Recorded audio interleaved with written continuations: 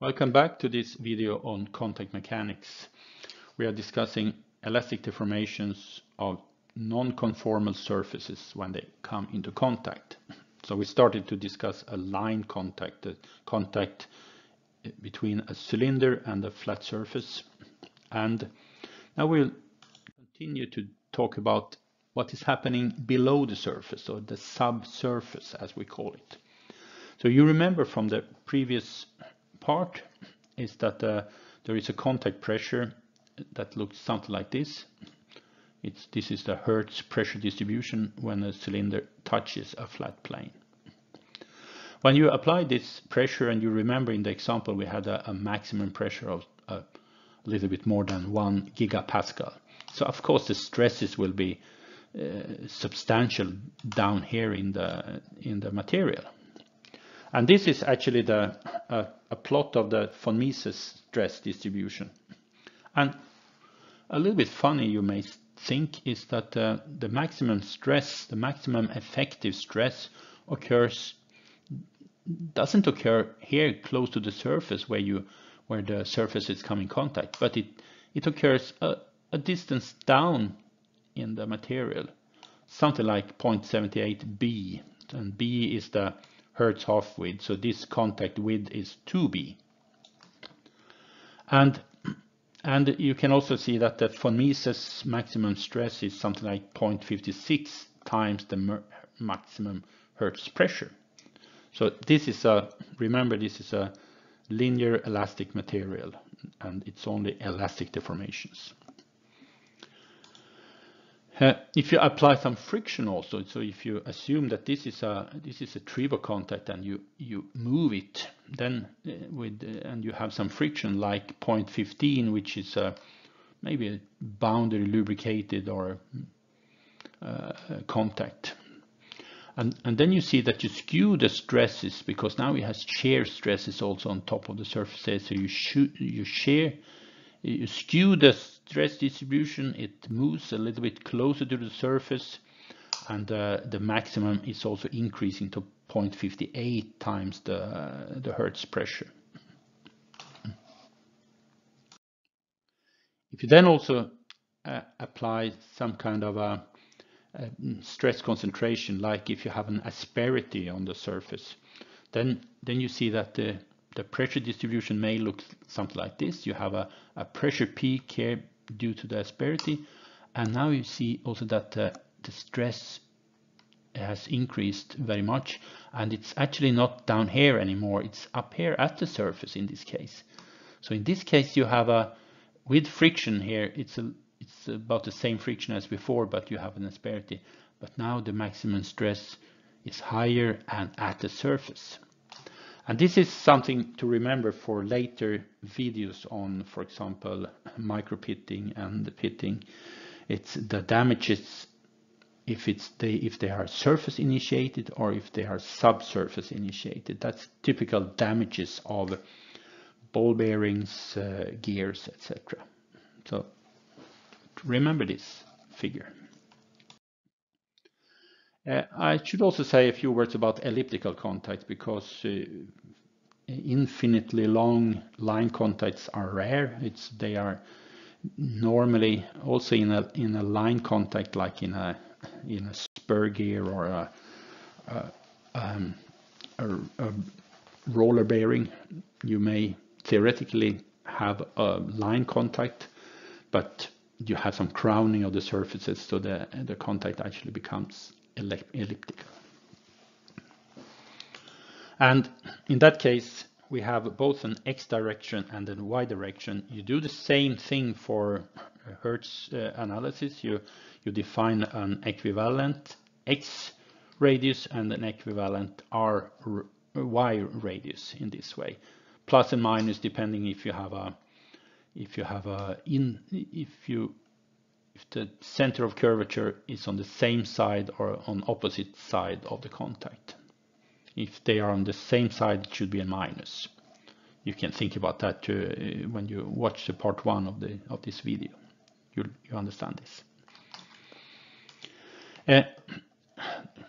In the Hertz analysis, we also use a kind of combined radius, which is R. So you take the equivalent X and Y radius in this way. And as in the line contact case, you also compute the effective or equivalent Young's modulus, the equivalent elastic modulus, in the same way as before. So this is the expression for that. Now I just give you the answer directly to the Hertz analysis, and the contact of those ellipsoid. I didn't say that, but in the start you start with two ellipsoid surfaces, and the contact will then also be elliptical. And we talk about the dx, the width in the x direction, and the width in the y direction. And you can see the expressions here. These are simplifications or approximations of the Hertz analysis, but they are pretty exact, so they can be used without any loss of accuracy. You see here again that it's the load, it's the radius, and the elastic modulus that are influencing the size of the contact. In this case, the dx size of the contact. And remember now, this is the W, it's the load itself, it's Newton. You have something here, epsilon and K, which are kind of functions that can be approximated in this way. So the K is simply the ratio of the Y equivalent radius and the X equivalent radius with a power 2 over pi. And the epsilon is another function of the Ry over Rx. So it's easy to compute those two. You just put them into the dx expression and into the dy expression, and you got the numbers, you got the size of the contact. Easy. The contact pressure is given in a similar way as in the line contact, but in this case you have two dimensions then, x and y. You see here in that expression that at the center of the contact, x equals y equals 0, then the pressure will be pH, and along the ellipse the pressure will be 0. So this expression is not valid outside the contact at all. And the pH is given by another expression, is this one. So it's 6 multiplied by the load divided by pi and the dx and dy. So it's easy to compute that pressure too.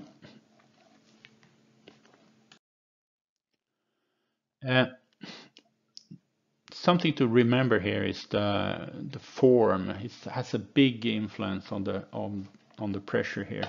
So this is the kind of global form of in this case a roller. So which is a typical engineering problem, to have some kind of a roller in contact with a plane. You find it in a gearbox, as I said before. You find it in a roller bearing. So if you theoretically have a perfect cylinder, like in this case, at the edges here you create very high pressure spikes. Actually, it could be infinitely high pressure here. And if you then also have some kind of misalignment, or you apply the load unsymmetrically on the cylinder, you get very high edge pressure here, like this one. So the solution is normally to crown the cylinder, not as much as in this case. It's exaggerated just to illustrate it. But if you have some crowning, you get rid of the pressure spikes at the edges, and you have a more uniformly distributed pressure like this. Again, if you have a misalignment or an unsymmetrical loading, you end up with high edge pressures in that case. In other cases, you may have a chamfer instead of a crowning, but then you may end up with high pressures in the transition from a flat land here to the chamfer. And there is also something called a logarithmic roller, which is another type of shape here of the H, and that is used many times in bearings and gears. And then you can see that you limit the edge pressure also if you have a tilt of the surface. So you must think about the form and the misalignment when you think about contact mechanics. So that's it for this elastic part of the contact mechanics videos. You can now continue with the multi-asperity and plastic deformation videos. Thank you very much.